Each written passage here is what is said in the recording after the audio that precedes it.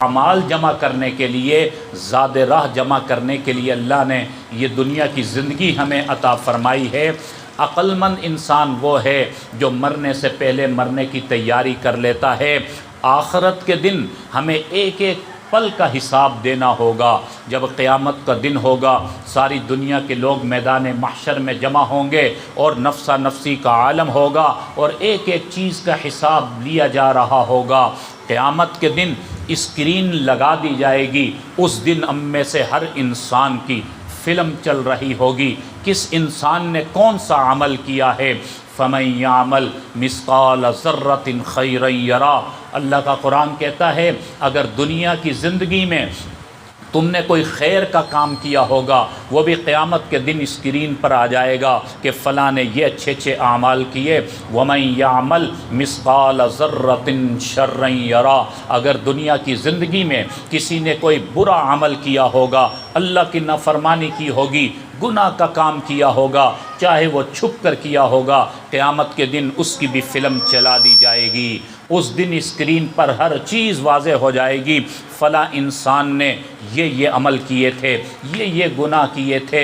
اس وقت انسان حیران ہوگا، میں نے تو رات کی تنہائیوں میں یہ گناہ کیے، اندھیروں میں گناہ کیے، سناٹوں میں گناہ کیے، آج تو یہ سارے گناہ میرے سامنے بالکل کھول کر رکھ دیے گئے۔ یہ انسان حیران و پریشان ہوگا۔ اس وقت انسانی اعضاء کو اللہ قوت گویائی عطا فرما دیں گے۔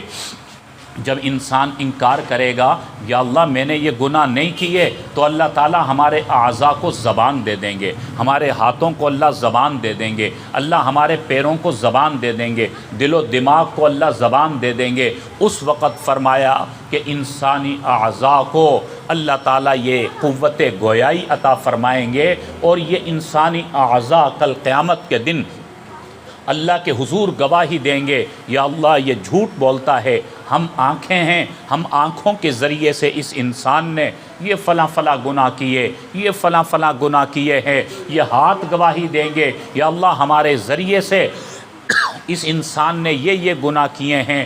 پاؤں گواہی دیں گے، ہمارے کان گواہی دیں گے، ہماری زبان گواہی دے گی۔ اس دن ایک ایک چیز میرے بھائیوں ہمارے لیے گواہی دینے والے بن جائیں گے۔ عرض کرنے کا مقصد کیا ہے کہ اس دن کی تیاری کے لیے اللہ نے ہمیں دنیا میں بھیجا ہے، اور پھر یہ سب کچھ جو دنیا میں نظر آ رہا ہے یہ سب کچھ ختم ہو جائے گا۔ کل من علیہا فان، ہر چیز نے فنا ہو جانا ہے۔ وَيَبْقَى وَجْهُ رَبِّكَ ذُو الْجَلَالِ وَالْإِكْرَامِ، باقی رہنے والی ذات صرف اللہ کی ذات ہے، باقی رہنے والی ذات صرف اللہ کی ذات ہے۔ ہم یہ نہ سمجھیں کہ ہم نے اتنا مال و دولت جمع کر لیا یہ ہمارے کام آ جائے گا۔